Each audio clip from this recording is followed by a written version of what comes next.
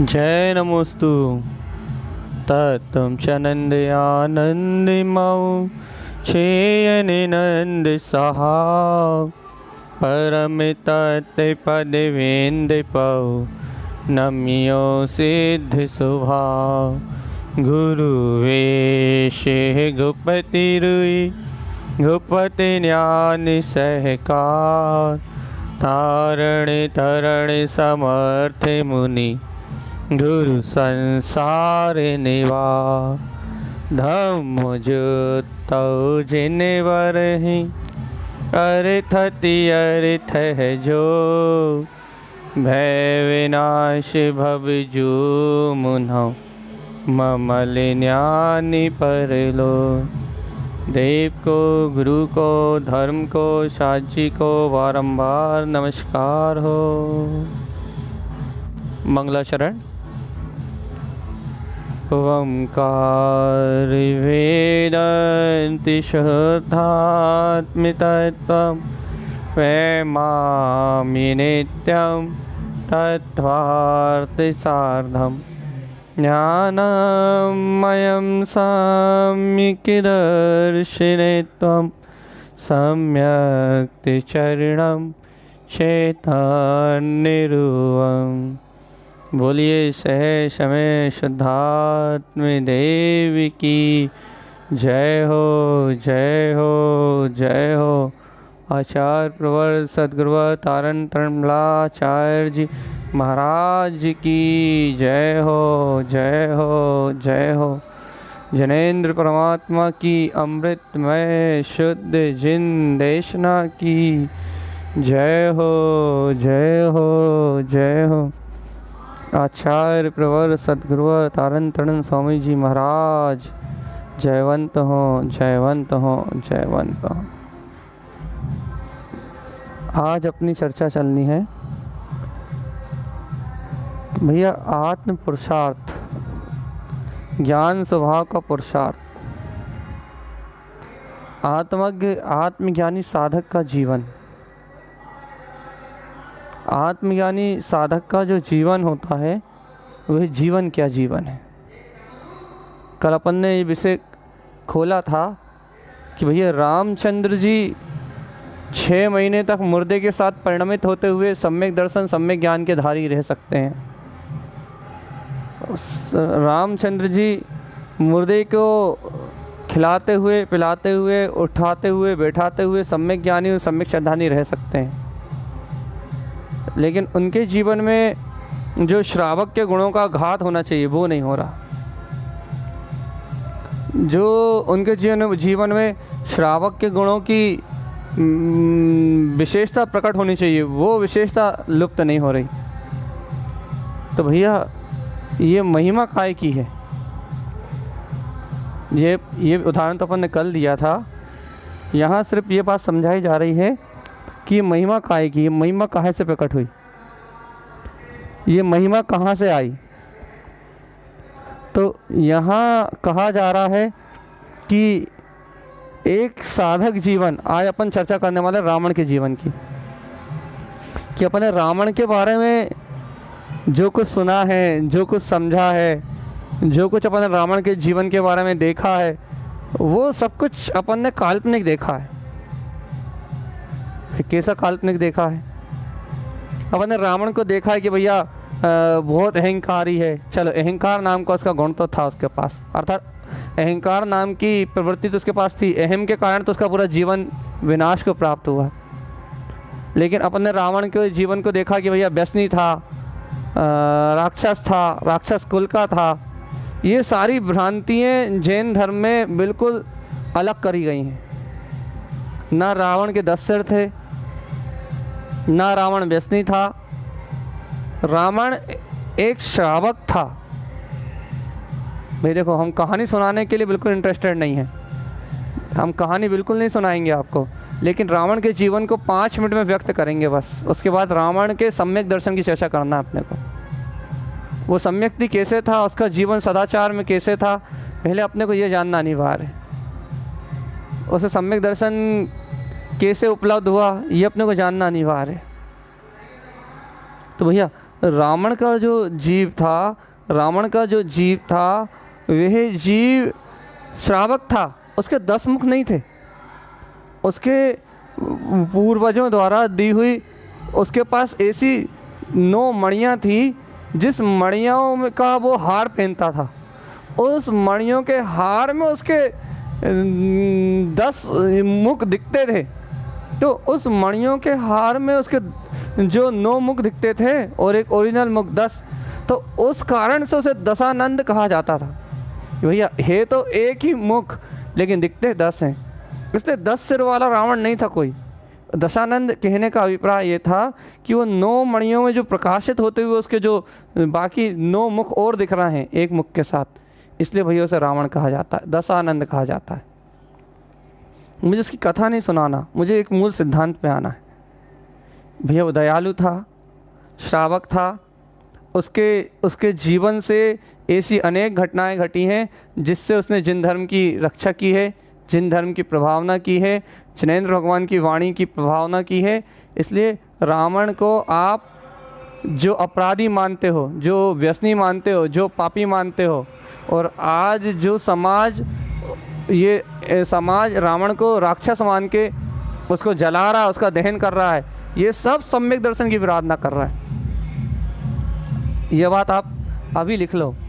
आज जितने भी जीव रावण का दहन कर रहे हैं, रावण को जला रहे हैं, रावण को विरोधना कर रहे हैं, रावण को ये पुतले की तरह दहन कर रहे हैं, ये सारे के सारे जीव उस सम्यक दर्शन की विरोधना कर रहे हैं, उस भव्य आत्मा की विरोधना कर रहे हैं जिसने जन्म मरण से मुक्त होके और जन्म मरण से मुक्त होने रूप विद्या को उत्पन्न कर लिया है, और जो आगामी काल में घातीय खंड का तीर्थंकर होगा। घातीय खंड में जिसको तीर्थंकर होना है, जिसको तीर्थंकर कर्म प्रकृति का बंध हो चुका है, ऐसे भव्य आत्मा की उस एक पर्याय की विरोधना कर रहा है, रावण रूप पर्याय की विरोधना कर रहा है, जहाँ उसने अपने जीवन का कल्याण किया है, जिसके निमित्त से अनेक भव्य जीवों ने अपने कल्याण का मार्ग प्रशस्त किया है। अब उसके जीवन की घटनाओं को ना सुनाते हुए, उसके जीवन के चारित्र को ना सुनाते हुए, मैं सीधे उसके आत्म साधना के पुरुषार्थ पे आ रहा हूँ। तो भैया आप ये बताओ कि जब रावण इतना दयालु था, इतना कृपालु था, इतना बुद्धिमान था, वेदों का ज्ञाता था, पंडित था, जिनेंद्र भगवान का भक्त था, जिनेंद्र भगवान की आज्ञा में रहने वाला था, तो ऐसे रावण को ये इतना क्रूर परिणाम कहाँ से उत्पन्न हुआ? सीताहरण का। ऐसे आब्रह्म का सेवन करने की भावना कहाँ उत्पन्न हुई उसे?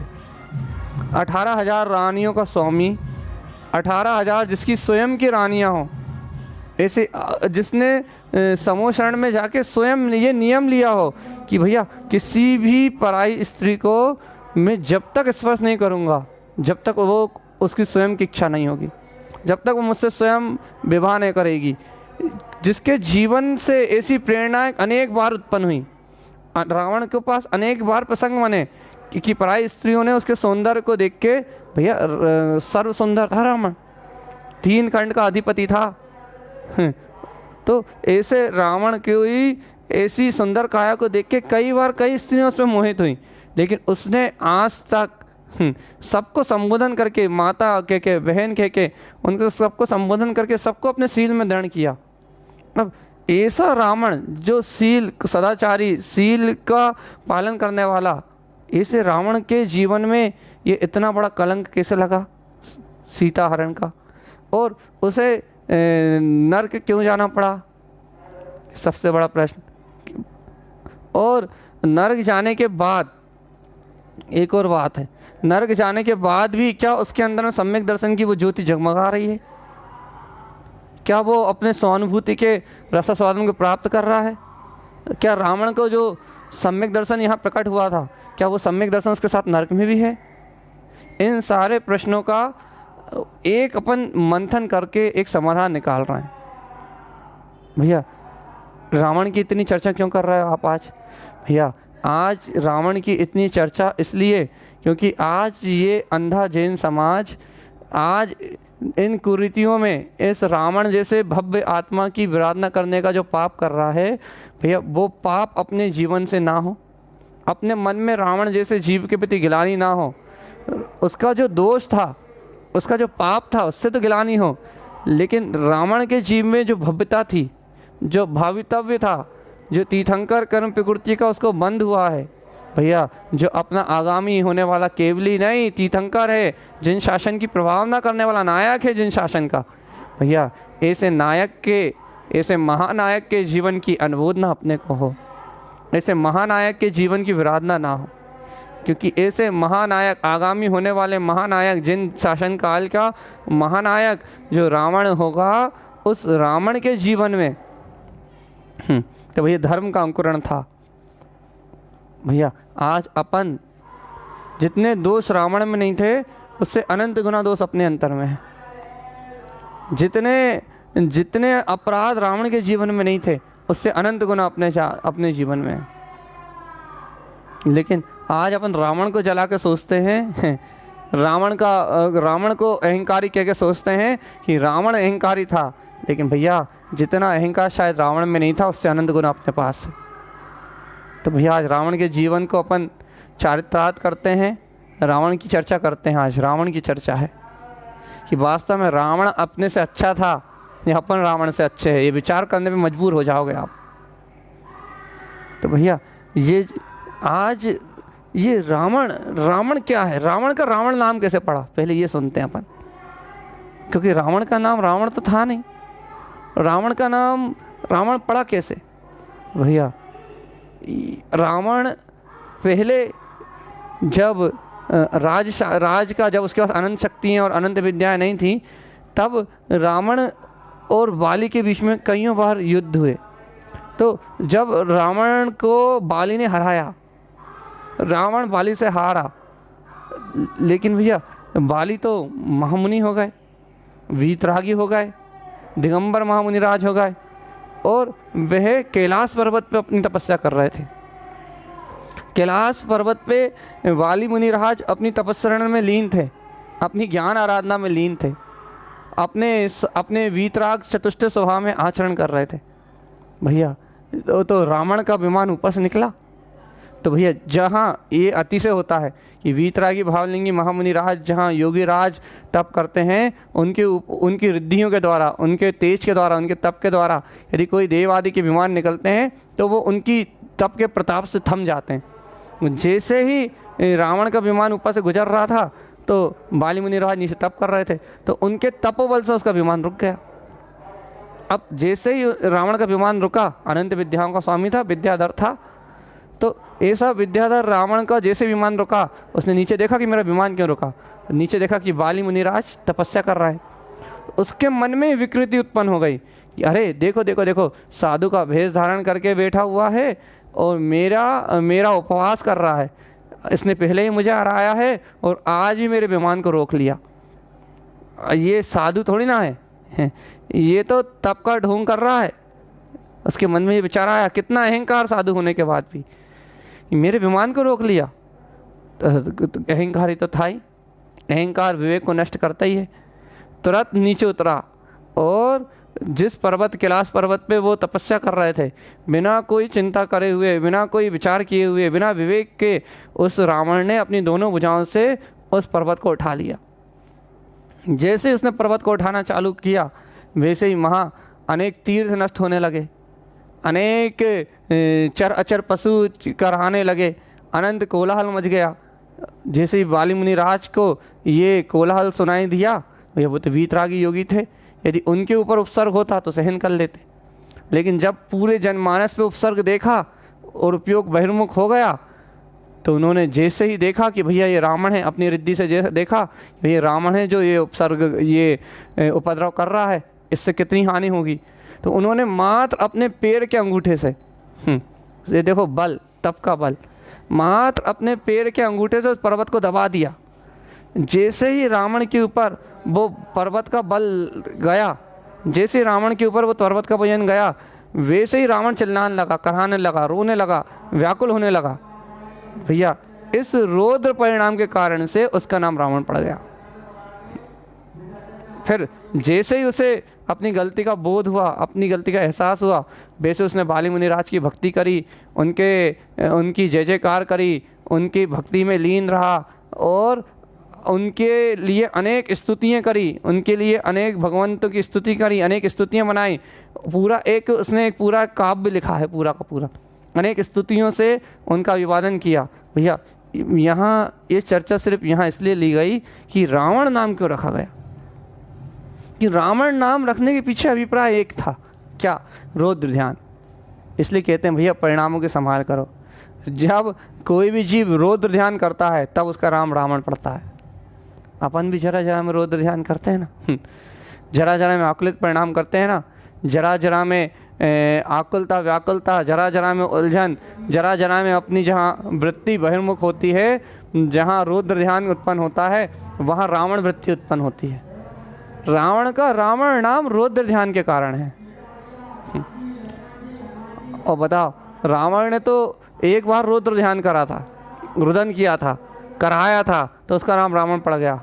और अपन कितने बार रौद्र ध्यान करते हैं, अपन कितने बार रोते हैं, अपन कितने बार बिलखते हैं, अपन कितने बार आकुलित होते हैं। लेकिन उसने रौद्र ध्यान करके उसने तो अपना पश्चाताप भी कर लिया। बाली मुनि की भक्ति करके, बाली मुनि का बहुमान करके, बाली मुनि की जय जयकार करके बाली मुनि को केवल ज्ञान हो गया, उन्हें केवल ज्ञान की प्राप्ति हुई, लघु घंटकुटी बन गई। तो उसने उनकी भक्ति करी, उनका बहुमान करा, उनकी अनेक स्तुतियाँ गाई, उनकी जय जयकार करी। वो तो भैया रावण ने तो अपना पाप काट लिया। उस पाप को, जो मुनि की विराधना वाला पाप था, वो तो उसने काट लिया। भक्ति करके, बहुमान करके उसने तो अपने सम्यक रूपी रत्न को वापस प्रकट कर लिया। भैया छायोपसमिक सम्यक दृष्टि था रावण, छायोपसमिक सम्यक दृष्टि। आप जानते हो कि नारायण और पिति नारायण की हमेशा मिथ्या दृष्टि होते हैं।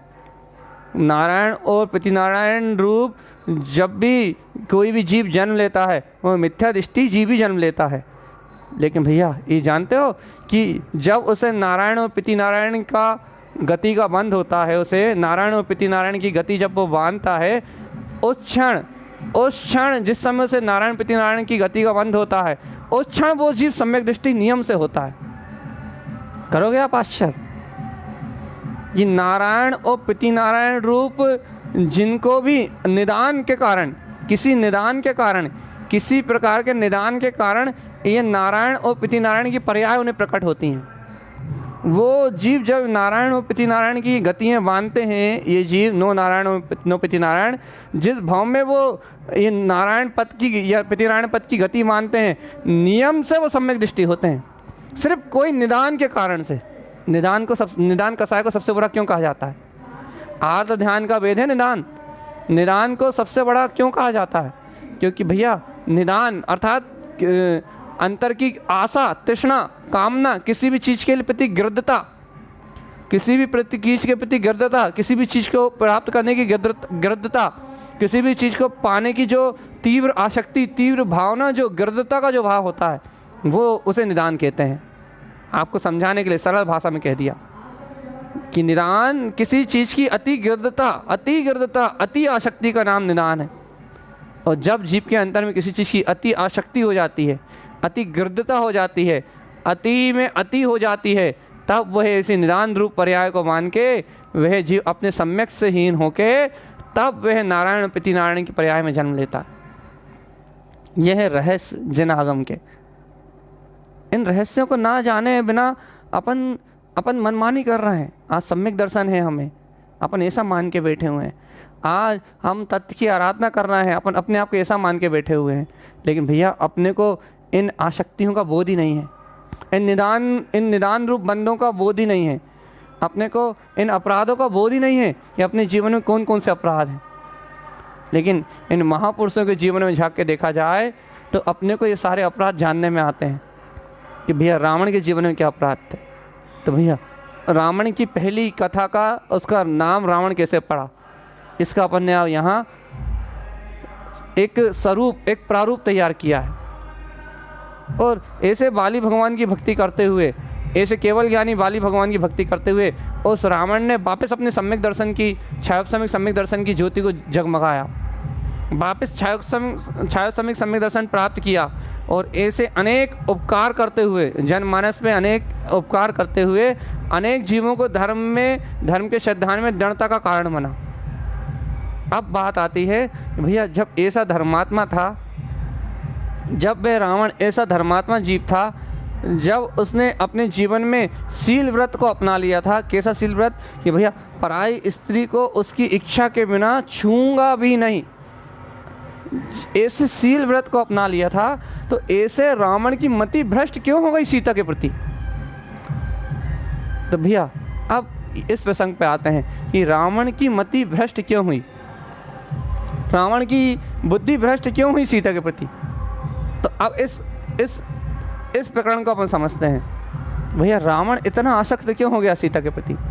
जो पराई स्त्री का रमणता का त्याग कर चुका हो, जिसकी रानी 18,000 हो, अरे जिसकी मंदोदरी रानी विश्व सुंदरी हो, इंद्र की देवांगनाएं भी जिसके सामने पानी भरती हो, ऐसी रूपमान मंदोदरी आदि ऐसी अनेक रानियों का स्वामी होने के बाद, 18,000 रानियों का स्वामिन होने के बाद, ऐसा रावण एक सीता के प्रति आसक्त हो गया, एक सीता में इतना आसक्त हो गया, एक सीता के मोह में इतना अंधा हो गया कि वो अपनी यश, कीर्ति, वैभव सब कुछ, अपने कलंक, अपनी प्रतिज्ञा, अपने नियम सबको भूल गया कुछ समय के लिए, अपने सम्यक रूपी रत्न का घात करने लगा। ऐसा कैसे हो गया? अपनी प्रतिज्ञा को कैसे भूलने लगा हो? अब अपन इस प्रसंग पे आते हैं कि भैया जब रावण भी किसका भाई था? खरदूषण आदि का, और लक्ष्मण और खरदूषण का युद्ध हो रहा था, वो दोनों आपस में युद्ध कर रहे थे।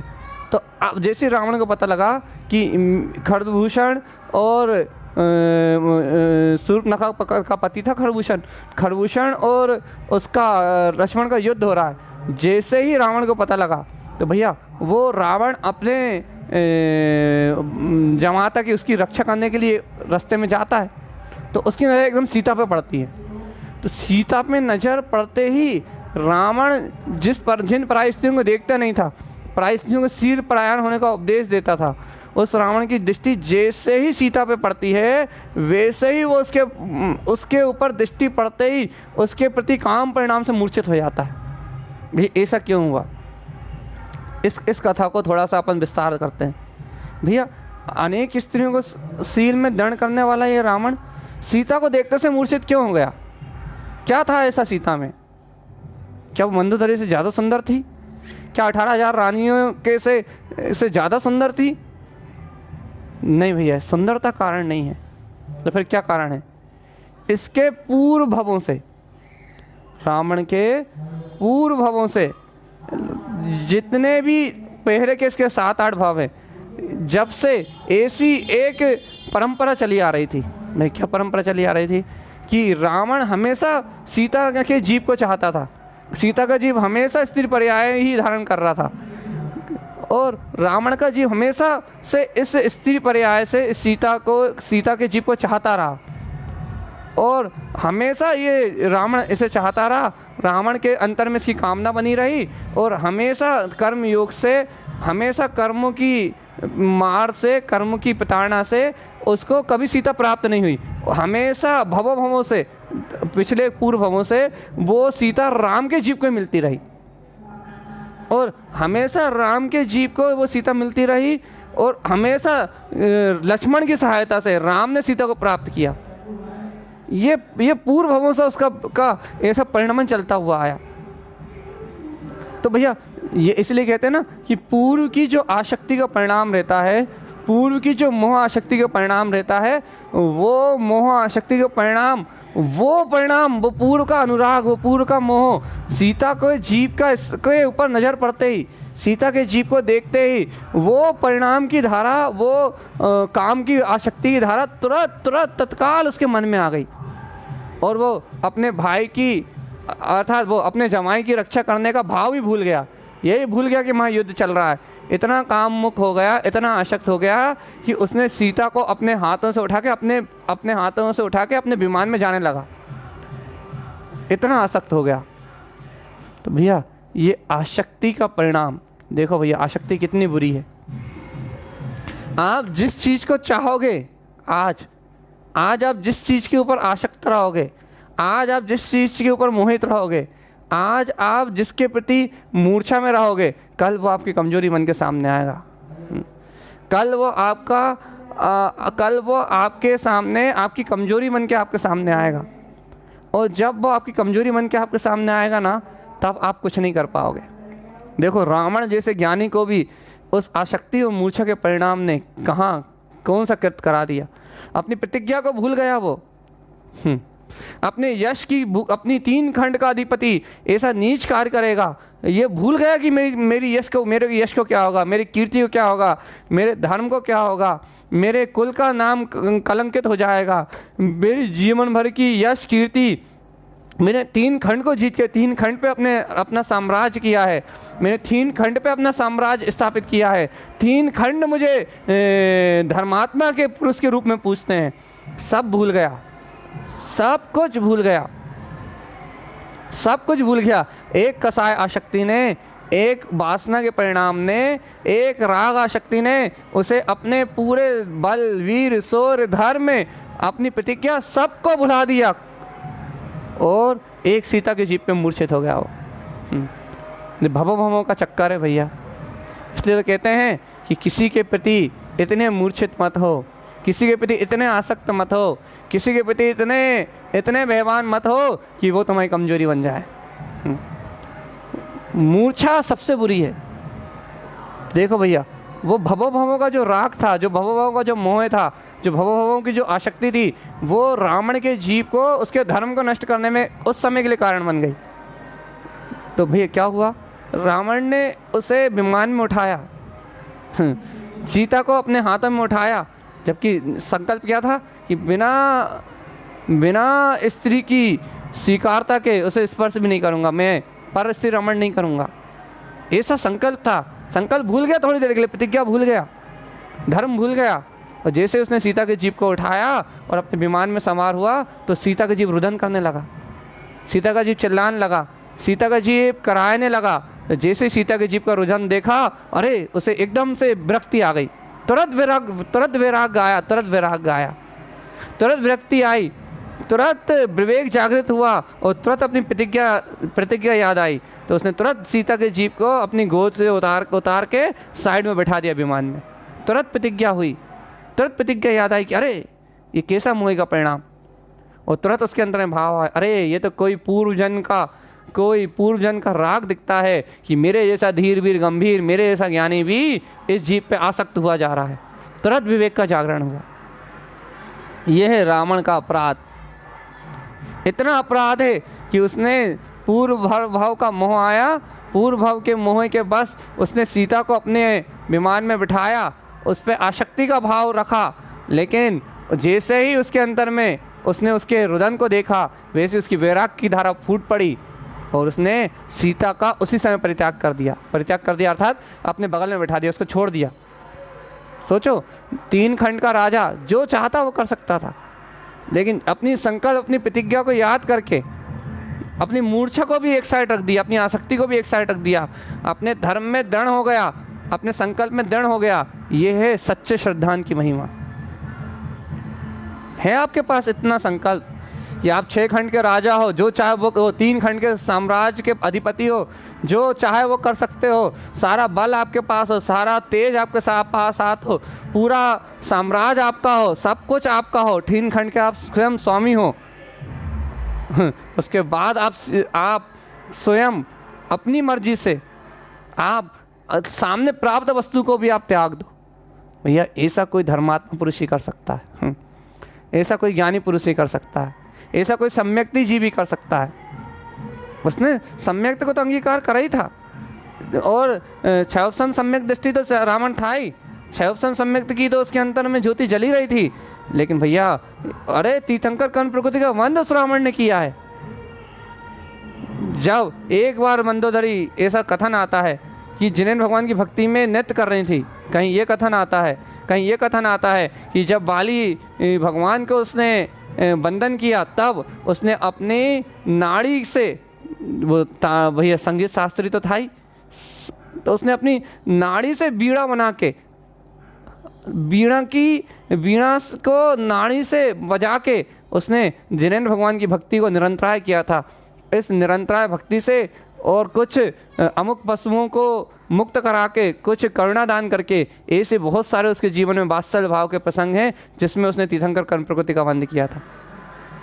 अब इन प्रसंगों की चर्चा नहीं कर रहे अपन, हम यहाँ ये प्रसंग ले रहे हैं कि आसक्ति का परिणाम कितना गहरा है, आसक्ति जीव को कहाँ लेके डुबाती है, आसक्ति के बाद ये जीव कितने गहरे गड्ढे में डूबता है। देखो भैया, अब उस रावण के जीव की दशा देखो, आप उस रावण जीव की दशा देखो, क्या दशा हुई उस रावण के जीव की, कि वो सीता के प्रति आसक्त तो हो ही गया था, लेकिन विवेक देखो आप, धर्म ने साथ नहीं छोड़ा। थोड़ी देर के लिए मूर्छा आई, लेकिन धर्म का उदय आया, अंतर में प्रतिज्ञा का उदय आया, अपनी चेतन शक्ति जागृत हुई, सम्यक श्रद्धान का प्रकाश हुआ, अंतर्ज्ञान ज्योति जगी और तत्काल वो सीता से वैरागी हो गया। लेकिन भैया, जहाँ कसाय मंद होती है, जहाँ अंतरात्मा शांत होती है, जहाँ वैराग्य जागृत होता है, वहाँ तो जीव को मुक्ति मिलती है, वहाँ तो जीव को अंतरात्मा का सुख मिलता ही है, वहाँ तो जीव को अंतरात्मा की शांति मिलती है। लेकिन भैया, कर्मों की होनार और कुछ थी। उसने सीता से विरक्ति तो आ गई, सीता से वैराग्य तो आ गया, लेकिन अहंकार नाम का दुर्गुण रावण में था। जहाँ एक कर्म प्रकृति, एक कसाय शांत हुई, माँ अहम रूपी, मान रूपी कसाय ने जन्म ले लिया। उसने सीता से विनती करी कि हे सीता माते, मैं आपको स्पर्श भी नहीं करूँगा, मैं आपको छूँगा भी नहीं, मैं आपकी ओर पलट के देखूँगा भी नहीं, लेकिन मैं आपको राम और लक्ष्मण को वापस भी कर दूँगा, लेकिन मैं राम और लक्ष्मण के वापस जरूर करूँगा आपको, लेकिन मैं उन्हें जीतने के बाद वापस करूँगा। महान कसाय का भाव उत्पन्न हो गया, अहंकार की प्रवृत्ति उत्पन्न हो गई। अरे, जो जैन पद्म पुराण में जो संवाद है, वहाँ सीता को रावण की प्रशंसा करते हुए बताया है। हनुमान को, जो रावण का सगा कुटुंबी था, उस हनुमान को ये कहते बताया है, अरे रावण तो धर्मात्मा है, धीर है, वीर है, गंभीर है, वो सीता को स्पर्श भी नहीं करेगा, वो सीता को साहस लौटा देगा। सबने सारी जगह रावण की प्रशंसा है, सब जगह रावण के प्रति प्रशंसा है, उसको धर्मात्मा कहा है। वो धर्म नगरी का स्वामी था, कि राक्षस उसका कुल था, राक्षस जाति नहीं थी उसकी। राक्षस कुल की रक्षा करने के कारण से राक्षस कुल था। तो भैया, ऐसा प्रसंग है। क्या प्रसंग है भैया रावण का? क्या प्रसंग आ रहा है यहाँ कि रावण तो धर्मात्मा था ही, उसने सीता को हरण जरूर किया था, लेकिन सीता को स्पर्श नहीं किया था, सीता के साथ जबरदस्ती नहीं की थी। उसको उठाने का अभिप्राय तो ये था क्या कि पूर्व की आसक्ति आ गई थी, विवेक नष्ट हो गया था। लेकिन भगवान जी दूसरी उसकी अहम रूपी, मान रूपी कसाय जीव को कहाँ लेके जाती है। ये देखो आप, कैसे सम्यक रत्न का घात हुआ उसका, कैसे सम्यक रत्न छूट गया, कैसे, और आज नरकों में सम्यक थे, अपन इसकी चर्चा कर रहे हैं।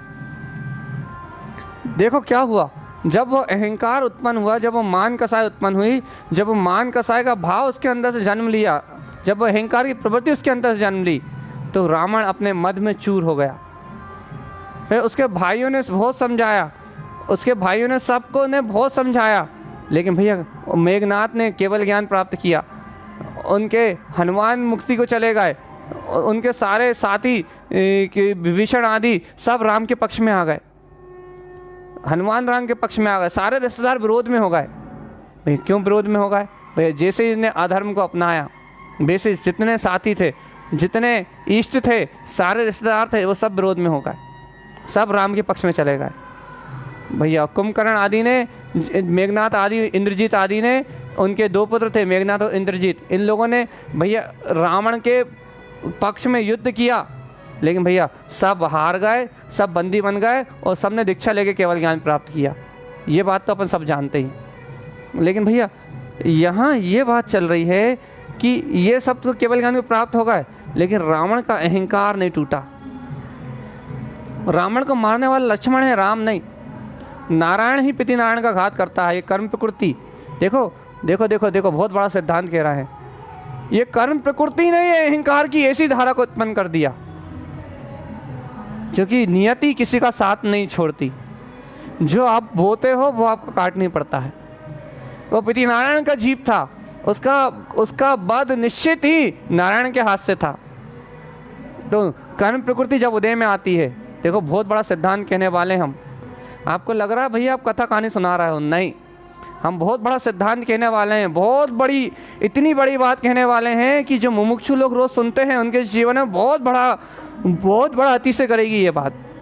बहुत बड़े सिद्धांत को कहने वाले हैं। आप सुनो, आप बिल्कुल छोड़ के मत जाना। जो सिद्धांत हम कहेंगे उस सिद्धांत में हम कहानी सुनाने का हमारा कोई अभिप्राय नहीं है।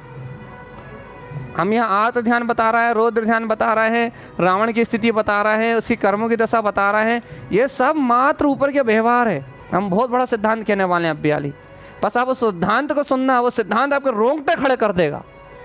वो सिद्धांत आपकी अंतर की शक्ति को, अंतर के वो जो कर्म प्रकृतियों का जो परिणामों की विचित्रता है, जो पल पल में परिणाम बदलते हैं, जो परिणाम जरा में नर्क ले जा लें, जो परिणाम जरा में स्वर्ग ले जा लें, जो परिणाम पल में मुक्ति का एहसास करा दें। परिणामों की बहुत विचित्रता है, परिणाम कैसे विचित्र होते हैं, ये सब चीज़ें आपको यहाँ समझ में आएगी। तो भैया वो कर्म प्रकृति ने उसको वो मान का भाव उत्पन्न कर दिया। और भैया जब मान का नशा चढ़ता है तो जीव को कुछ सुनाई नहीं देता, जीव को कुछ दिखाई नहीं देता, जीव धर्म भूल जाता है, जीव कर्म भूल जाता है, जीव न्याय अन्याय भूल जाता है। उस मान के नशे में उसने कहा बनवासी तो हैं, 2 दिन में हरा दूंगा और सीता को सौंप दूंगा। लेकिन उसे क्या मालूम था उन बनवासी के साथ उनका पूरा कुटुंब कबीला, विभीषण जैसे भाई, हनुमान जैसे सब साथ दे के उनकी विजय हो जाएगी। और रावण की मृत्यु तो नारायण के हाथ से अर्थात लक्ष्मण के हाथ से निश्चित ही थी। तो उसकी मृत्यु ने, उसके काल ने उसको धर्म भुला दिया। ये है देखो, उसके काल ने उसे धर्म भुला दिया, उसके अहंकार ने उसे धर्म भुला दिया, उसके मान ने उसे सम्यक्त का लोप करा दिया, सम्यक्त का लोप करा दिया। और अहंकार के नशे में क्षयोपम सम्यक्त छूट जाता है ना भैया, तो क्षयोपम सम्यक्त अहंकार के नशे में छूट गया। और क्षयोपम सम्यक्त छूटते ही उसका वध हुआ। और वह क्षयोपम सम्यक्ति होने के कारण से जब वध हुआ तो भैया उस जिस पर्याय में जीव क्षयोपम सम्यक्त प्राप्त करता है, तो क्षयोपम सम्यक दृष्टि जीव मरने के बाद तीसरे नरक तक जा सकता है। क्षयक सम्यक दृष्टि मरने के बाद पहले नरक तक जाता है। लेकिन क्षयोपम सम्यक दृष्टि की लिमिट है, वह क्षयोपम सम्यक दृष्टि तीसरे नरक से नीचे नहीं जा सकता। भैया ऐसा रावण का जीव लक्ष्मण नारायण के हाथ से मर के कहाँ गया? तीसरे नरक। अब ये बताओ भगवान जी, ये बताओ कि पूर्व के किए हुए परिणामों का फल देखो आप। पूर्व के किए हुए परिणामों ने कैसा उसके धर्म को नष्ट किया। आप ये देखो आप। सम्यक दर्शन को, क्षयोपमिक सम्यक दर्शन को कैसे मट्टी में मिला दिया उसने। भैया एक अपेक्षा से, पर्याय अपेक्षा से, प्रभुता की अपेक्षा से जब हम सम्यक की महिमा कहेंगे, जब तुम देखोगे तब हम बताएंगे उसकी बात अलग। अभी पर्याय की पामरता की अपेक्षा से देखो, पर्याय की अपेक्षा से देखो कि कैसे उन परिणामों की विचित्रता ने, कैसे पूर्व परिणामों की विचित्रता ने, कैसे पूर्व पर्याय के बंध ने कैसे उस सम्यक्त को धुलमिल कर दिया, कैसे उस सम्यक्त को नगण्य कर दिया। और वो सम्यक्त रूपी परिणाम विलुप्त हो गया, मिथ्यात्व का परिणाम जन्म लेके आ गया। और वह रामायण लक्ष्मण के हाथ से मर के तीसरे नरक की यात्रा कर रहा आज। यह है परिणामों की विचित्रता। लेकिन भैया इस परिणामों की विचित्रता, इस नरक की वेदना, इसके बीच में जो उसके पहले का जो जीवन है धर्मात्मा वाला, जो 3 खंड के शासन करने वाला, जो धर्म का आचरण, वो आचरण उसके साथ था। वर्तमान में रावण नरक में है, ये तो उसकी कर्म प्रकृतियों का खेल है। लेकिन भगवान आत्मा, अब देखो मूल बात, परिणामों की विचित्रता तो आपने देख ली, धर्म रत्न से विमुख होने का परिणाम तो आपने देख लिया, नीच परिणाम करने का फल तो आपने, पूर्व परिणामों का फल तो आपने देख लिया। लेकिन इससे एक कितनी बड़ी बात सिद्ध हो रही, क्या आप ये देख पाए कि आज अपन भी सम्यक दर्शन को उपलब्ध हुए हैं। आज अपने अंतर में भी सम्यक की ज्योति जली, अर्थात तत्व का श्रद्धान जागा है। सम्यक की ज्योति से अर्थात तत्व की मान्यता हुई है, तत्व का श्रद्धान जागृत हुआ है। जिनेंद्र भगवान की वाणी स्वीकार हुई है। लेकिन भैया अपने को भी आज इस पंचम काल में जो जन्म मिला है, अपने परिणामों की विचित्रता से, जो पूर्व में अपन ने परिणाम करे थे, उन परिणामों की विचित्रता से आज जो अपने सामने नाना प्रकार के प्रसंग उत्पन्न हो रहे हैं, अपन इनमें कितना घबराते हैं, अपन इनमें कितना ऊंचा नीचा होता है कि हमें ये परिणाम उत्पन्न क्यों हो रहा है, हमें ये परिणतियाँ उत्पन्न क्यों हो रही हैं, हमें ये अपराध उत्पन्न क्यों हो रहा है, हमें ये आसक्ति उत्पन्न क्यों हो रही है, आज हम ऐसे बेईमान क्यों हो रहे हैं, आज हम ऐसे मूर्छित क्यों हो रहे हैं, आज हम ऐसे पामर क्यों हो रहे हैं, आज हम इन पर्यायों के आगे घुटने क्यों टेक रहे हैं, आज ये पर्याय हमें क्यों खींच के ले जा रही हैं। तो भैया इसका जवाब ये आता है कि भैया पूर्व में जो आपने परिणाम करे हैं, उन परिणामों को तो आपको जब वो सामने से निकलेंगे, जब वो धाराएं आपके सामने से आएंगी, जब वह जीव आपके निमित्त में आएंगे, जब वे जीव आपके संयोग में आएंगे, तो वह जीव बेसा आपको आकर्षण किए बिना, वो पर्याय आपको बेसा आकर्षण किए बिना, बेसा आपको परिणमित किए बिना नहीं जाएंगी। हाँ, यदि आपके अंदर धर्म का बल है रावण जैसा, सुनो जागो, यदि आपके अंदर में क्षयोपम सम्यक्त है, यदि आपके अंदर तत्व का श्रद्धान है, यदि आपके अंदर में धर्म रत्न का प्रकाश हुआ है, यदि आप जिनेंद्र भगवान की वाणी को जानते हो, स्वीकार करते हो, तो भगवान जी रावण ने अपराध तो किया था सीता को हरण करने का, लेकिन वैराग्य आ गया, विरक्ति आ गई, आत्मबोध का प्रकट हुआ, स्वानुभव रूप बोध आया, अपने अंतरात्मा का बोध आया, जिनेंद्र भगवान की वाणी का बोध आया। लेकिन भैया वो अपराध नहीं कर पाया जो सबसे बड़ा अपराध होता, उसने पर स्त्री का रमणता नहीं करी, पूरी सामर्थ्य सबलता होते हुए भी उसने धर्म की रक्षा कर ली, अपने सील का पालन कर लिया। यह है रावण का जीवन, यह है रावण का धर्म का उदय। धर्म हमेशा रक्षा करता है, धर्म हमेशा बचाता है जीव को, धर्म कभी जीव को घात नहीं होने देता। हाँ, लेकिन अहंकार रूपी उसके शत्रु ने उसका सर्वथा विनाश कर दिया, ये बात अलग है। लेकिन भैया वो भी कर्म की नियति थी, वो भी होनहार थी, वो होनहार निश्चित थी, नारायण प्रति नारायण का वंद था, इसलिए भगवान वो नियति तो घटनी थी, उस नियति को क्या दोष दोगे आप। नियति तो जैसी होनी होती है वैसी होती है, इसलिए बार बार कहा जाता है, इसलिए बार बार संबोधन किया जाता है कि भैया पर्याय को मत देखो, परिणमन को मत देखो, वर्तमान में होने वाली कसायों के परिणमन को मत देखो, वर्तमान में होने वाले लेस्याओं के परिणमन को मत देखो, तुम तो अपने धर्म रत्न की रक्षा करो, चेतनात्मा भव्य आत्मा, तुम तो अपने धर्म रत्न की रक्षा करो, तुम तो जिनेंद्र भगवान की वाणी को स्वीकार करो, तुम तो जिनेंद्र भगवान के वचनों में दृढ़ रहो, तुम तो जिनेंद्र भगवान के वचनों को अमृत की तरह पी जाओ चेतनात्मा, क्योंकि ये धर्म रथ हर समय तुम्हारी रक्षा करता है। वो सीता का जीव रावण से इतना प्रभावित हुआ, रावण के जीव की इतनी प्रशंसा करी कि रावण के प्रति इतना वात्सल्य का भाव उत्पन्न हुआ, रावण के प्रति इतना वात्सल्य का भाव उत्पन्न हुआ कि वही पितेंद्र का जीव रावण को नरकों में संबोधन कर रहा है कि हे रावण, याद कर तूने कैसा अपराध किया एक अहंकार के वशीभूत होके। इतना वात्सल्य का भाव उत्पन्न हुआ, और उस वात्सल्य की महिमा देखो, रावण का जीव देखो, वो वात्सल्य परिणाम जो सीतेंद्र के जीव के अंदर में रावण के प्रति जागा, वो वात्सल्य का परिणाम देखो कि वो नरकों में रावण को वापस उसके क्षयोपम सम्यक्त का दर्शन को प्रकट करने में कारण बना, वापस रावण को क्षयोपम सम्यक दर्शन कराने में निमित्त बना वो वात्सल्य का भाव। और तो और घातीय खंड में जब रावण तीर्थंकर होके आएगा, तब भैया वो ही पितेंद्र का जीव उसका गढ़धर बनेगा। ये देखो वात्सल्य धर्मात्मा का भाव प्रकट हो गया। वात्सल्य की भावना उत्पन्न हो गई। कहाँ काम का परिणाम पैदा हो रहा था। धर्म की महिमा है, धर्म की महिमा, धर्म का अतिशय है, ये नियम का, ये सील व्रत का अतिशय है, ये जिनेंद्र भगवान की वाणी का अतिशय है, ये सम्यक्त रत्न की महिमा है, ये सम्यक्त का तेज है कि देखो कहाँ शत्रुता होना चाहिए थी, कहाँ द्वेष भाव होना चाहिए था, लेकिन कहाँ वात्सल्य भाव उत्पन्न हो गया। अब हम आते हैं रावण के सम्यक्त पे। अब आ रही मूल चर्चा भैया। अब ऐसा क्षयोपम सम्यक दृष्टि रावण जब मर के तीसरे नरक गया तो क्या भैया, क्या अभी वो दुखों को भोग रहा है? हाँ भैया, बाहर से शरीर पर्यापेक्षा देखोगे तो दुखों को भोग रहा है, लेकिन भैया एक बात तो स्मरण तो करो, वह सम्यक दृष्टि जीव है। थोड़ी देर के लिए सम्यक तो जरूर छूटा था उसका, उसको दुर्गति में जाना था, अपर्याप्ति थी, अपर्याप्ति अर्थात मरने के काल के समय उसका वो सम्यक जरूर छूटा था, और अपर्याप्ति थी तब तक उसका सम्यक जरूर छूटा था। लेकिन भैया जैसे ही उसका नरकों में जन्म हुआ, पर्याप्ति पूरी हुई, सीतेंद्र का जीव उसे संबोधन करने गया, तो भैया वो संबोधन होते ही आज रावण का जीव नरकों में भी क्षयोपम सम्यक दर्शन की निधि को लेकर बैठा है। भैया क्षयोपम सम्यक दर्शन क्या होता है?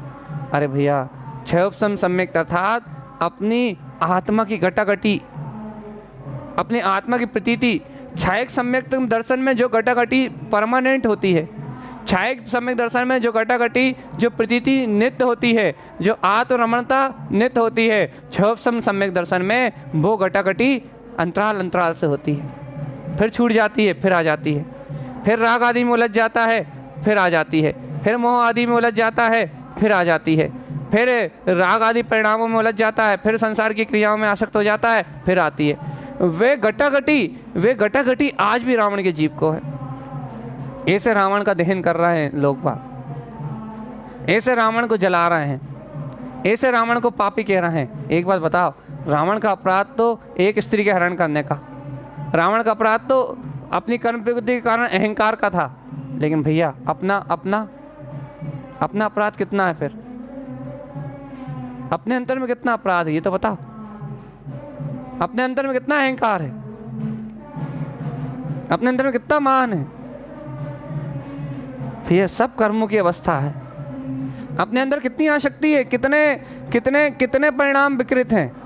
ये सब कर्मों की पूर्व कर्म प्रकृतियों का ऐसा बंध है, पूर्व कर्म प्रकृतियों की ऐसी निदान धारा भरी हुई है, पूर्व निमित्तों का ऐसा संयोग है, जिसके कारण से आज ये सारे निमित्तिक संबंध हैं। भैया सब पूर्व से निश्चित धाराएं चल रही हैं। भैया कहना क्या चाहते हो? भैया अपनी सामर्थ्य से, अपनी शक्ति से, भगवान आत्मा अपनी सामर्थ्य से, अपनी शक्ति से, अपनी रुचि से, भगवान आत्मा इन सिद्धांतों को जान के तुम एकमात्र धर्म की महिमा करो, धर्म की महिमा। वो धर्म की शक्ति थी जो आज रावण को नरकों में भी सुखी करने में कारण है। वह धर्म की शक्ति है, वो क्षयोपम सम्यक दर्शन की महिमा है, जो आज उसे फिर से उपलब्ध हो गया है। आज जिस क्षयोपम सम्यक दर्शन के कारण से वो उन नारकियों के बीच में रहते हुए भी अपनी निरंकार, अपनी चेतन में तत्व की घटाघटी कर रहा है। बाहर नारकी का दुख है, बाहर विरोधी हिंसा है, अर्थात जब अन्य जीव उसकी हिंसा कर रहे हैं, उसकी मारकाट कर रहे हैं, तो उनकी हिंसा करने का परिणाम भी आ सकता है, उसे बेशक प्रतिकार भी हो सकता है, विरोधी हिंसा भी हो सकती है।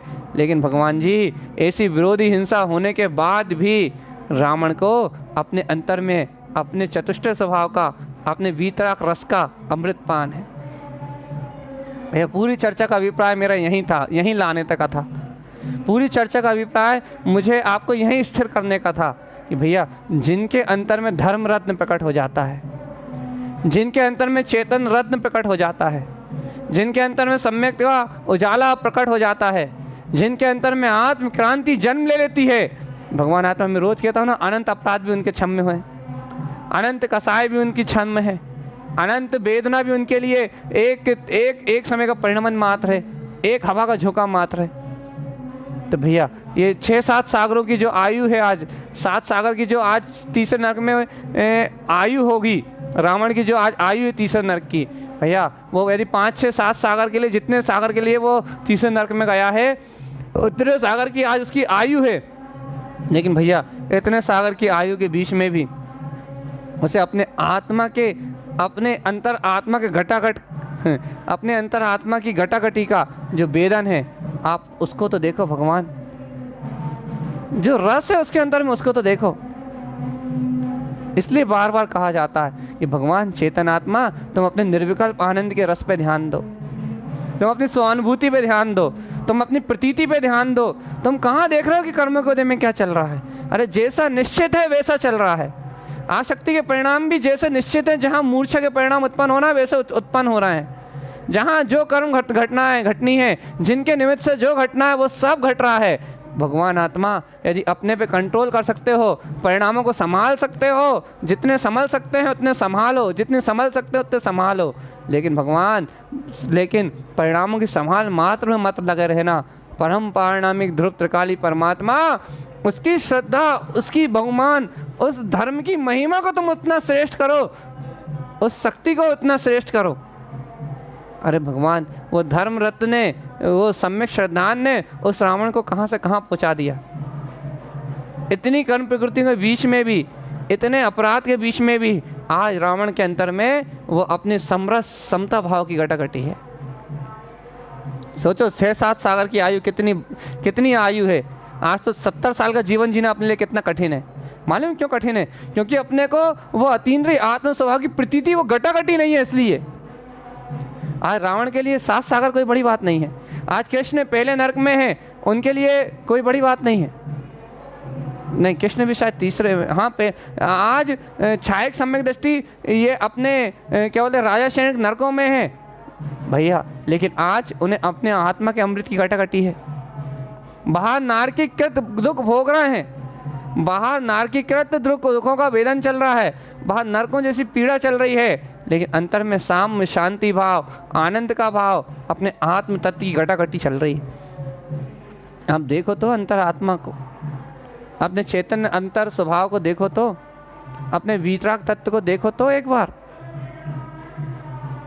अपने अंतर में प्रकाशित होते हुए स्वभाव को देखो तो भगवान आत्मा, अंतर में अमृत रस की घटाघटी चल रही है। इसलिए कहते हैं कि आत्म अनुभव सबसे बड़ा रत्न है। इसलिए कहते हैं आत्मशक्ति सबसे बड़ी शक्ति है।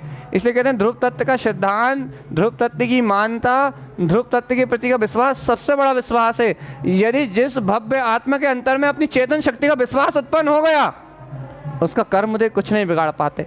थोड़ी देर के लिए नर्क ले जा सकते हैं भैया, हम ये नहीं कह रहे कि अपने को भी नर्क जाना है, अपन भी ऐसी आसक्ति में मरें, अपन भी ऐसे अपराध करें, अपन भी ऐसे मूर्छा में जाएं। हम मूर्छा की, काम की, भोग की, आसक्ति की अनुमोदना नहीं करने के लिए चर्चा नहीं कर रहे हैं। हम ये सब कर्म धाराएं हैं, इन सबको कर्मों के उदय में डाल रहे हैं। ये सब निश्चित व्यवस्थाएं हैं, इन सबको निश्चित व्यवस्था में डाल रहे हैं। हम कह रहे हैं कि जितने परिणाम की विशुद्धि हो सके करो, लेकिन भगवान आत्मा वो परिणाम की विशुद्धि होगी अपने ध्रुव त्रिकाली चेतन में निराकार तत्व की प्रतीति से, जिन भगवान के वचनों की आस्था से वो तत्व की प्रतीति होगी, वो तत्व का बोध होगा जिनेन्द्र भगवान की आज्ञा को ग्रहण करने से।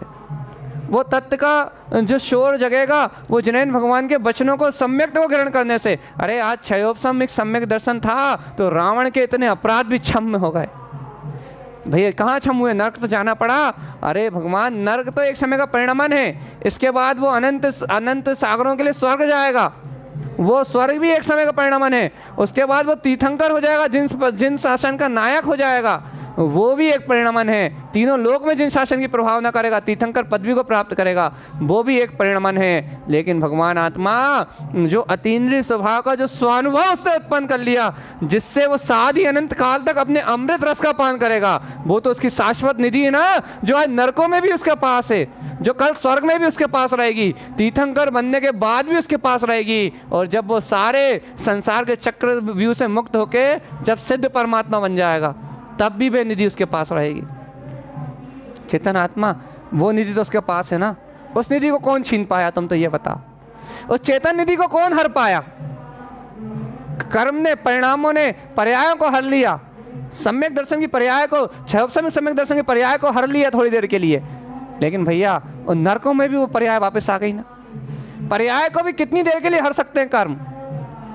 थोड़ी सी देर के लिए हर सकते हैं। एक बार सहानुभूति का प्रकाश जिसके अंतर में हो गया, इसे धर्म की महिमा करो चेतन आत्मा।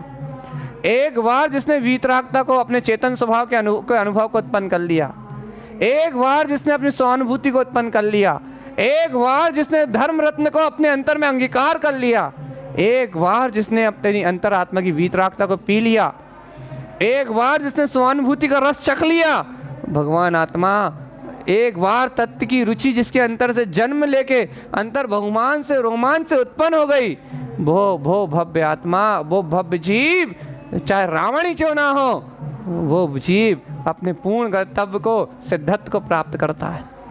ये कथाएं हमें परिणाम संभालने की प्रेरणा तो देती हैं, पर परिणतियों पे मोहित ना होने के लिए प्रेरणा तो देती हैं, लेकिन उससे अनंत गुना ये पिथमानु योग की कथाएं हमें वीतराग चारित्र को ग्रहण करने की प्रेरणा देती हैं कि हे आत्मन, जिसने सम्यक्त को ग्रहण किया उसका ये परिणतियां, ये परिणाम बिगाड़ तो पाए, कुछ समय के लिए पर्याय का बिगाड़ तो कर पाए, लेकिन उसके परम पारिणामिक शक्ति का घात नहीं कर पाए, उसके सम्यक्त के वैभव का घात नहीं कर पाए, उसकी अंतर की वीतरागता को ज़्यादा देर के लिए दबा नहीं पाए, उसके अंतर के शोर को ज़्यादा देर के लिए बाधित नहीं कर पाए। इसलिए बार बार जोर दिया जाता है, इसलिए बार बार चेताया जाता है, इसलिए बार बार ये अनुभूति में ये बात को जताया जाता है, प्रतीति में ये बात को तुम्हें समझाया जाता है कि चेतन आत्मा कर्मों की ओर मत देखो, कसायों की ओर मत देखो, भाव की ओर मत देखो, आसक्ति की ओर मत देखो, कसायों की ओर मत देखो। इस भूमिका में यदि तुम्हारा कोई पुरुषार्थ पहला है तो वो अपनी वीतराग शक्ति, शुद्धात्म शक्ति को उछालना, अपने तत्व की श्रद्धा को उछालना, उसके बाद फिर परिणामों की संभाल, परिणतियों की संभाल, जितनी हो जाए उतनी हो जाए, होनी चाहिए। और स्वच्छंद दशा के लिए कोई स्वच्छंदी अपवाद मार्ग के लिए कोई उपदेश नहीं है। अपवाद मार्ग नहीं हो पाए सुरक्षा, अपवाद मार्ग से तुम सम्यक दृष्टि होके विष्णु में भी घिरे रहो, अपवाद मार्ग से होते हुए तुम अपने सम्यक्त को, गंतव्य को, केवल ज्ञान को प्राप्त कर लो, तो अपवाद मार्ग अपने आप घटते हैं। अपवाद मार्ग सिद्धांत में नहीं आते, चर्चा तो सिद्धांत मार्ग की होती है। तो सिद्धांत मार्ग ये कहता है, सिद्धांत मार्ग ये कहता है कि जितनी हो सके आसक्ति का परित्याग करो, जितना हो सके परिणामों की संभाल करो, ये सब बात में विवेक का जागरण करो, क्योंकि सम्यक श्रद्धा हुआ है, जिनेंद्र भगवान की वाणी को स्वीकार किया है, तो निर्णय को ठोस रखो, अपने तत्व के निर्णय को ठोस रखो, अपने तत्व की पुष्टि को ठोस रखो। और भैया हो सके तो कहीं मूर्छा के परिणाम में मूर्छित मत हो, और ये कर्मोदयजन मूर्छा अपने आप आ रही है तो फिर उससे भिन्नता का पुरुषार्थ करो, और एक चेतन शक्ति को उछालो कि मैं तो अनादि निरंतर चेतन तत्व भगवान आत्मा हूँ। एक ज्ञायक शक्ति को उछालो कि मैं तो वीतराग तत्व भगवान आत्मा हूँ। एक अपनी अंतर चेतना का जागरण करो कि मेरे अंतर में तो वो अनंत चतुष्टय में स्वभाव का उदय हो गया है। चेतनात्मा रावण का जीव विराधना करने योग्य नहीं है। हाँ, रावण का जो पाप का परिणाम था, अहंकार का परिणाम था, वो विराधना करने योग्य है, लेकिन रावण का जीव विराधना करने योग्य नहीं है। रावण के जीव ने जो महा अंतर रत्न सम्यक्त को उत्पन्न किया है वो अनुमोदना करने योग्य है। इसलिए भूल से भी रावण की विराधना ना हो, भूल से भी रावण की, पाप की विराधना तो हो, लेकिन पापी के इस परिणमन का अंत हो गया है। पापी का जो परिणाम था, पाप का जो परिणाम था, उस दंड को तो उसने, पाप के परिणाम अहंकार की जो वृत्ति थी, उस दंड को तो उसने नरक में भोग लिया है, भोग रहा है अभी। लेकिन भगवान आत्मा वो तो नरक से भोग के मुक्त हो जाएगा, फिर कभी नरकों की ओर नहीं जाएगा। लेकिन भगवान आत्मा वो सम्यक्त का तेज आज भी जगमगा रहा है, वो सम्यक्त की ज्योति आज भी जगमगा रही है। वो वीतरागता जिन शासन की जो श्रद्धा उसके अंदर हुई थी, वो श्रद्धा आज भी उसके अंदर जगमगा रही है। वो अंतर आत्मा की वो श्रद्धा आज भी उसके अंतर में जगमगा रही है। भी पूरी चर्चा करने का आज का मेरा उद्देश्य दो उद्देश्य थे। एक कि रावण के प्रति जो भ्रांतियाँ अपने मन में है, अपन दुष्ट लोगों को रावण कह के बुलाते हैं। भैया रावण तो उन जीवों को कहो जिनके अंतर में है, जिनके अंतर में सम्यक जन्म ले चुका हो, नहीं तो रावण कहलाने का अधिकारी यहाँ कोई नहीं है। हाँ, जो रौद्र ध्यान में डूबा है उसको रावण कह सकते हो, लेकिन भगवान जो रावण का जीव था वो तो भव्य आत्मा था। उस भव्य को कोई रावण नहीं कह सकता। रावण एक समय की पर्याय थी जो मिट गई, रावण एक समय का परिणाम था जो चला गया, रावण एक समय का रौद्र परिणाम था जो निकल गया। लेकिन भगवान जी उसके अंतर में जो रत्न खिला था, वो चेतन रत्न, उसकी महिमा है।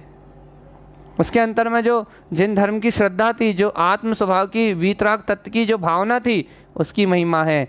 आज उसके अंतर में जगमगाता हुआ अपने अंतर आत्म स्वभाव का घटाघट अमृत रसपान चल रहा है, उसकी अनुमोदना है। भगवान हे भव्य आत्माओं, तुम्हें अनुमोदना करनी है ना, तो रावण के अंदर विद्यमान उस चेतन शक्ति की अनुमोदना करो जो आज नरकों में भी व्यक्त जगमगाएगी, जगमग होगी।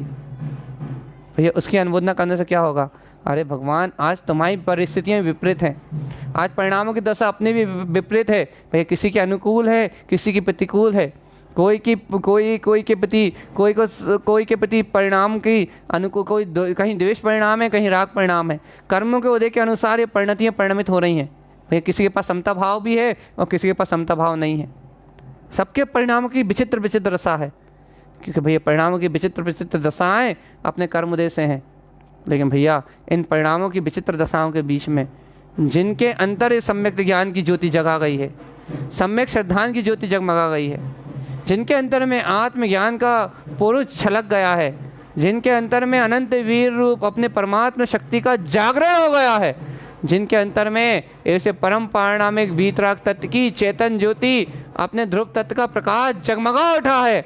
भगवान आत्मा, ऐसी ज्योति की अनुमोदना करो, क्योंकि ऐसी ज्योति, ऐसे सम्यक श्रद्धान की ज्योति, ऐसे स्वानुभव की ज्योति, ऐसे अंतर आत्मा की घटाघटी, ये घटाघटी जिन्हें प्रकट हो जाती है वो भव्य है, वो भव्य है भैया। ऐसे सत्य को, ऐसे तत्व को महत्व दो, ऐसे स्वभाव को महत्व दो, ऐसी अंतर आत्म ज्योति को महत्व दो, ऐसे बीतराग तत्व की अनुमोदना करो। अरे प्रथमानुयोग पढ़ने की रुचि है ना, कहानी किस्सों से आत्म साधना करना चाहते हो ना, तो इन कहानी किस्सों से सम्यक रूपी वीतरागता को ग्रहण करो, सम्यक रूपी वीतरागता को, सम्यक श्रद्धान रूपी वीतरागता को ग्रहण करो, अपने आत्मा के उस पौरुष को ग्रहण करो, अपने अंतर आत्मा के उस पुरुषार्थ को प्रकट करो जो एक बार जगमगा जाए, एक बार जो ज्योति जगमगा जाए, जिस ज्योति का घात कभी 3 काल में ना हो। ऐसी आत्म ज्योति की अनुमोदना करो। बस भैया, आज की चर्चा का मूल लक्ष्य यही था। आज रावण दहन दुनिया करके रावण की विराधना करेगी, लेकिन आज मेरे मन में ये भाव बहुत तेजी से था कि मैं रावण की विराधना उन भव्य जीवों से नहीं होने चाहिए जो सम्यक को प्राप्त कर रहे हैं। रावण के जीव की विराधना नहीं होना चाहिए उन भव्य जीवों से जो सम्यक दर्शन की अनुभूति को उपलब्ध कर रहे हैं। कि भैया, सम्यक की अनुभूति को उत्पन्न करने वाले भव्य जीवों को, सम्यक को अनुमोदने वाले भव्य जीवों को भैया ये बोध होना चाहिए कि रावण एक धर्मात्मा था और वो विराधना करने योग्य नहीं, उसका पाप छोड़ने योग्य है, उसके पास जो आसक्ति थी वो त्यागने योग्य है। लेकिन रावण की जीव विराधना करने योग्य नहीं, रावण का जीव अनुमोदना करने योग्य है। भैया यहाँ डिस्टर्ब बहुत ज़्यादा हो रहा है, ढोल धमाके बज रहे हैं, तो इस सिद्धांत को के पूरा कर रहे हैं, इस सिद्धांत की वांछना करके पूरा कर रहे हैं। भैया, वो रावण के जीव की आप अनुमोदना ना कर पाओ तो ना कर पाओ, लेकिन रावण के अंतर में जो सम्यक का उदय था, रावण के अंतर में जो आत्म ज्योति प्रकट हो रही थी, भैया वैसी अनुभूतियाँ शायद आज अपने अंतर में भी थोड़ी थोड़ी जन्म ले रही हैं। कर्मों के उदय विपरीत हैं, कसायों के उदय विपरीत हैं, संयोगों के उदय विपरीत हैं, संयोगी भाव के उदय विपरीत हैं, लेकिन भैया वो ज्योति अपने अंतर भी उत्पन्न हो रही है, वो प्रकाश अपने अंतर भी उत्पन्न हो रहा है। अपने को पता नहीं अपने अगले समय का परिणाम अपने को कहाँ ले जाएगा, अपने को पता नहीं अपने अगले समय का बंध अपने को कहाँ ले जाएगा, अपने को पता नहीं अपने अगले समय की कसाय अपने को कहाँ ले जाएगी, अपने को पता नहीं अपने अगले समय की परिणति अपने को कौन सी गति में ले जाएगी। इसलिए भगवान जी पर की चिंता छोड़ के, पर्याय की चिंता छोड़ के, परिणमन की चिंता छोड़ के, सारे मन वचन काय की चिंता छोड़ के एक ध्रुव प्रकाशमान चेतन शक्ति की अनुमोदना कर लो। भगवान आत्मा, ध्रुव प्रकाशमान ज्ञान ज्योति की अनुमोदना कर लो, क्योंकि ध्रुव प्रकाशमान ज्ञान ज्योति की जो अनुमोदना कर लेते हैं वो जीव इस भव समुद्र से पार हो जाते हैं, चाहे नरक में उन्हें क्यों ना रहना पड़े। नरक का जीवन है कितना सा चेतन आत्मा, और ये पंचम काल भी तो छोटा नरक है। महा निरंतर वेदना है, निरंतर दुख है। यहाँ पंचम काल में घड़ी घड़ी पे दुख है, यहाँ भी निरंतर दुख है, लेकिन यहाँ पुण्य का उदय होने से, उत्तम गति उत्तम कुल होने से, भूख प्यास की वेदना शांत होने से यहाँ दुख जानने में नहीं आ रहा है। अभी ये भी दुखम काल ही है। नरक पूर्ण दुखैन है, पूर्ण दुखी दुख है, पूर्ण आकुलता है, आसक्ति की पूर्ति नहीं है वहाँ। यहाँ पुण्य उदय से थोड़ी बहुत आसक्ति की पूर्ति होने से यहाँ आपको लगता है कि हम बहुत सुखी हैं। ये दुखम काल है भगवान, यहाँ कोई सुखी नहीं हो सकता। संसार वैसे भी सुख का ठिकाना नहीं है, और दुखम काल में सुखी होने की कल्पना ये सबसे बड़ा मिथ्या सिद्धांत है। दुखम काल में जो सुखी होना चाहता है, पर में, पर्याय में, घर में, गृहस्थी में, वो सबसे बड़ा मिथ्या दृष्टि है। क्यों? क्योंकि दुखम काल का स्वरूप ही है ऐसा कि न घर गृहस्थी में पर्याय में सुखी नहीं हुआ जा सकता। हाँ, पंचम काल में यदि कोई सुखी हो सकता है, कोई पुण्य आत्मा है तो सुखी हो सकता है, या फिर विशेष पुण्य आत्मा है धर्म की शरण में तो सुखी हो सकता है, या फिर आत्म अनुभूति को चख चुका है तो सुखी हो सकता है। भैया धर्म के अलावा यहाँ और कोई सुख नहीं दे सकता। भैया पूरी चर्चा का सार इतना है। वैसे देखो भैया, कथाएं कहानियाँ ये सब हमें याद नहीं रहती, ना हम इन्हें सुना पाते, लेकिन आज हमने इस कथा को विशेष सिर्फ इस कारण से लिया, सिर्फ एक छोटे से कारण से लिया। बस हमें सिर्फ एक चीज़ भर यहाँ पिंच कर रही है, परिणामों की विचित्रता चाहे कितनी घट जाए चेतन आत्मा, बस सिर्फ इसलिए लिया हमने इस चर्चा को। तुम लोग परिणामों की विचित्रता से बहुत परेशान हो जाते हो। तुम लोग नहीं, मतलब हम स्वयं अपनी भी कहें, परिणामों की विचित्रता से जीव बहुत पागल हो जाता है। कोई निर्णय नहीं कर पाता, कोई विवेक का उदय नहीं कर पाता, कोई आत्म जागृति जैसा काम नहीं कर पाता।